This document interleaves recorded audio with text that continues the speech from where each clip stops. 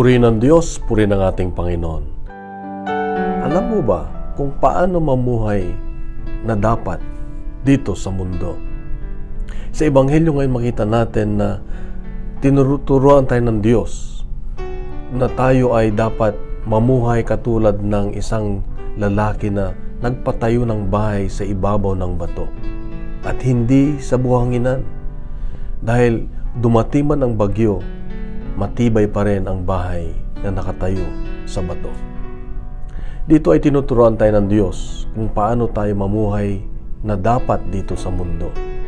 Na sa ating pang-araw-araw na ginagawa, sa pang-araw-araw nating pakikinig sa salita ng Diyos at pagninilay-nilay sa Kanyang salita, dapat isinasabuhay natin ito.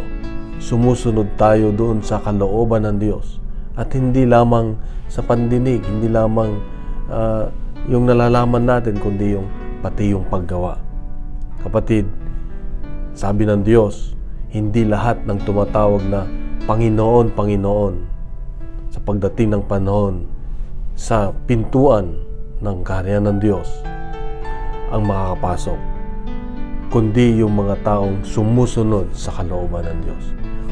So ganito tayo dapat mamuhay dito sa mundo. Ito ang turo ng Diyos sa atin. Ito ang paalala niya sa atin na dapat lagi tayong nakatayo sa ibabaw ng bato na matibay. Ibig sabihin, makinig tayo ng salita ng Diyos, ngunit kailangang isabuhay natin.